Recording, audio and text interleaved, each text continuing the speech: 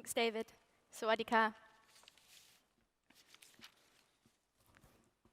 8 years ago, I thought I'd found somebody who loved me. Sometimes he did seem to love me, but at other times, after the drug taking and the drinking, he became a different person. He would hurt me to the point that I was scared. What happened shook me and shattered my self-confidence to rock bottom. I would sit in the bathroom crying in pain, but I never told anyone specific details because I was afraid of people thinking I was weak.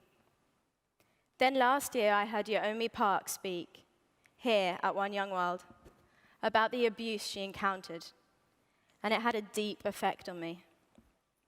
I couldn't stop thinking that other people had achieved these amazing things and inspired others, and all I had done was hide from the issues.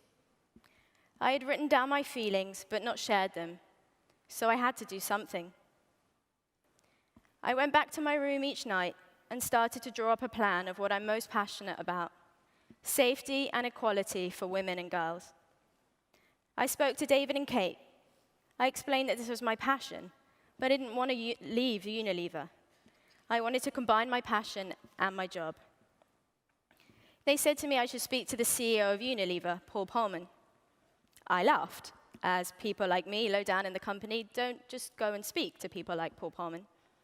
But David messaged Paul to say to look out for an email from me.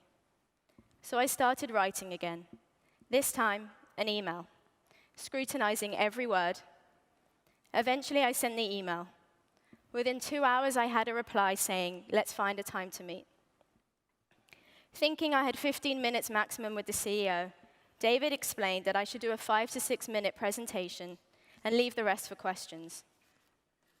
It didn't quite go like that.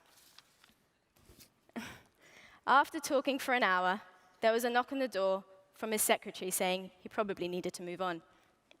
So I left the office with Paul's buy-in on the project. He shook my hand and said, Esther, don't let me down on this. In the meeting, Paul gave me names of people I should talk to. I reached out to them. One of them was the vice president, and she brought into the idea. She said I needed to speak to the chief sustainability officer.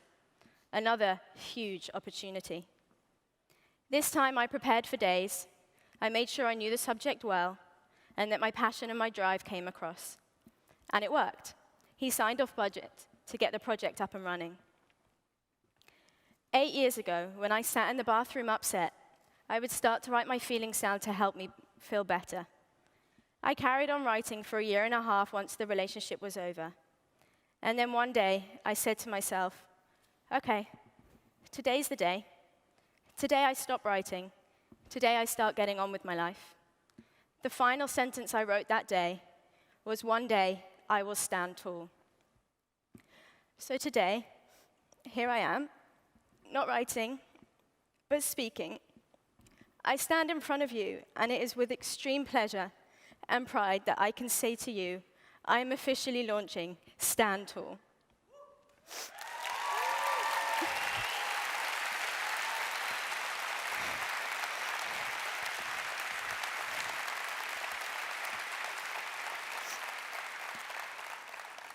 The StandTall web-based platform will be a platform with two aims.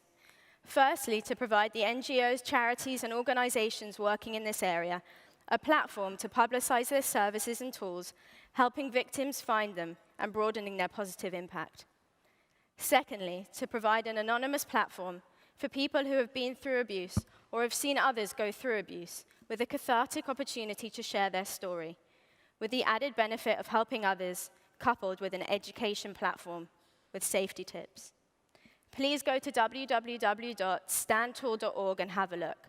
There is a feedback button just for One Young World, because you are the best people to get feedback from. You know how we can make this the best user experience possible.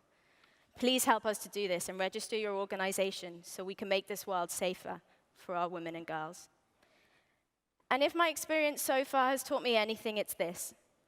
Don't be afraid to take a risk to make a positive difference. If your company have sent you to One Young World, it's because senior leaders recognize your leadership potential. They recognize your capacity to drive change. It's up to you to rise to that challenge. It's up to you to have confidence in yourself to make those ideas a reality. Don't be afraid to bang on the doors of the top managers. They do want to hear from you. And what is it that convinced them? Honestly, it's the passion. How many people in this room have been through something which has made them angry or passionate? Hands? Yeah, most of you. I promise you, find that place of passion and find your purpose. Then from there, you'll find you become so determined that you'll achieve things you didn't even know were possible. So from 8 years ago to here, from a bathroom floor crying, scared, with no confidence, to now finding my passion and purpose, sharing my story with senior leaders, speaking on stage in front of more than 1,000 people, and now launching my purpose in the form of StandTall. You can achieve things you didn't think were possible. We are the generation who need to make a difference. Whatever else you do after this conference, please find the passion and purpose inside you and go and make a positive difference. Thank you.